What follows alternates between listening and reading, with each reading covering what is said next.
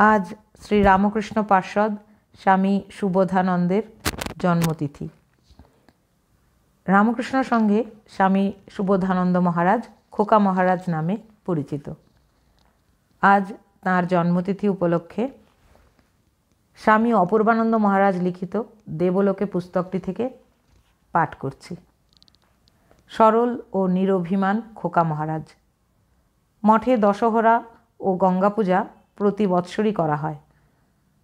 पूजारी मंदिरे नित्यकार ठाकुर पूजा करे ओई पुष्पपात्र और किछु गोटा फल और मिष्टान्नादि निये गंगार घाटे आसेन एवं घाटेर सीढ़ीते जलेर खूब काछे बसे गंगा पूजा करें। फल मिष्टान्नादि गंगाते निवेदन करें।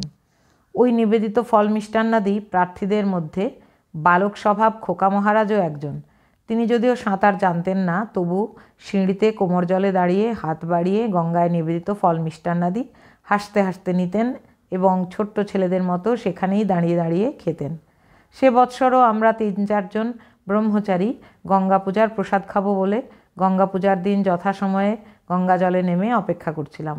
সে সময় পূজনীয় খোকা মহারাজও এলেন এবং ২-৩ সিঁড়ি জলে নেমে গঙ্গা পূজার প্রসাদ নিতে লাগলেন। আমরা ডুব মেরে খোকা মহারাজের পা ধরে টানতে লাগলাম। তিনিও নিজেকে অসহায় মনে করে খিলখিল করে হেসে একরকম ঝাঁপিয়ে পড়ে আমার গলা জড়িয়ে ধরলেন। আমি অগত্যা খোকা মহারাজকে কোলে করে গঙ্গা জল থেকে উঠে এলাম।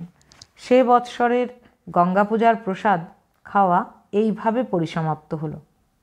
খোকা মহারাজ এত সরল সহজ ও নিরভিমান ছিলেন যে তাকে আমরা আমাদেরই একজন মনে করতাম। তিনি যে ঠাকুরের একজন অন্তরঙ্গ পার্ষদ তা আমরা ভুলেই যেতাম। তিনি আমাদের পরম দরদি ছিলেন। সব সাধুরাই তাঁকে খুব ভালোবাসতেন। তিনি কারোর সেবা নিতে চাইতেন না এবং নিজেকে খোকাই মনে করতেন। একদিন দেখি তিনি একটি ছোট বালতি হাতে করে গঙ্গায় নামছেন। আমি তখন গঙ্গায় স্নান করছিলাম। বালতিতে কি আছে জিজ্ঞাসা করাতে তিনি একগাল হেসে বললেন, কাচবার জন্য কয়েকখানা কাপড় এনেছি, তোমার স্নানের জল ঘোলা করব না বলে একটু অপেক্ষা করছি, তোমার স্নান হয়ে গেলে কাপড় কাচব। তার কথা শুনে আমি তাড়াতাড়ি উঠে এসে তার হাত থেকে বালতিটি টেনে নিলাম এবং কাপড় 3খানি কেচে রং করে শুকিয়ে তাকে দিয়েছিলাম।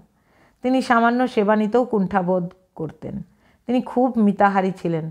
তখনও তার বাঁধানো দাঁত ছিল না, যদিও সব দাঁত পড়ে গিয়েছিল। 2টি ডাল ভাত মেখে তাড়াতাড়ি খেয়ে ফেলতেন।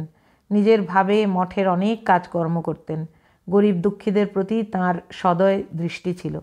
তিনি থেলো হুঁকোতে বার কতক তামাক খেতেন। তামাক খেতে তাঁর 5 মিনিটও লাগতো না। রাত্রে শোবার আগেও তিনি এক ছিলিম তামাক খেয়ে শুতেন। খোকা মহারাজের ঠাকুরকে দর্শন। একসময় সন্ধ্যার পরে তাঁর একটু গা হাত পা টিপে দেবার সুযোগ আমার হয়েছিল। তখন রাত্রে শোবার আগে যে তামাক খেতেন তাও আমি সেজে দিতাম। কিছুদিন পরে একদিন আমি তাঁর বিছানায় বসেই তাঁর গা হাত পা টিপে দিচ্ছিলাম। এমন সময় তিনি বললেন, শঙ্কর, আজ রাত্রে শোবার আগে তামাকটা আর খাবো না। আমার সেবার কোনো ত্রুটির জন্যই তিনি তামাক খাওয়া বন্ধ করছেন ভেবে মনে খুব কষ্ট হলো। তাই কেন তামাক খাওয়া বন্ধ করে দিচ্ছেন তা বলার জন্য হাত জোড় করে তাকে বারবার অনুরোধ করতে লাগলাম। আমায় বারবার আবদার করতে দেখে তিনি একটু হেসে বললেন, তোমার কোনো দোষ হয়নি। কাল গভীর রাত্রে ঠাকুর এসে আমার বিছানার পাশে বসে একটু বিরক্তির ভাবে বললেন, খোকা, তোর মুখে এত তামাকের গন্ধ যে তোর কাছে বসতে পারছি না। এই বলে তিনি চলে গেলেন। তাই মনে করছি রাত্রে শোবার আগে তামাকটা আর খাবো না। আমি তো শুনে অবাক। ঠাকুরের দর্শনের কথাটি তিনি এত সহজভাবে বললেন, এ যেন অতি সাধারণ ঘটনা। আমি তো শুনে স্তম্ভিত হয়ে গেলাম। আমার বাক্য স্ফূর্তি হচ্ছিল না। আমার মনে হচ্ছিল যে খাটে ঠাকুর এসে বসেছেন সে খাটে আমার বসা তো ঠিক হচ্ছে না। ঠাকুরের আবির্ভাবের কথা ভাবতেই আমার রোমাঞ্চ হচ্ছিল। আমি তাড়াতাড়ি খোকা মহারাজের খাট থেকে নেমে পাশে হাঁটু গেড়ে বসে তার গা হাত পা টিপতে লাগলাম এবং ঠাকুরের সঙ্গে তাদের কি ঘনিষ্ঠ সম্বন্ধ ছিল তা ভাবতে ভাবতে সে রাত্রে খোকা মহারাজকে প্রণাম করে বিদায় নিলাম। তিনিও ঠাকুরের আবির্ভাবের কথা বলেই হঠাৎ খুব গম্ভীর হয়ে গেলেন।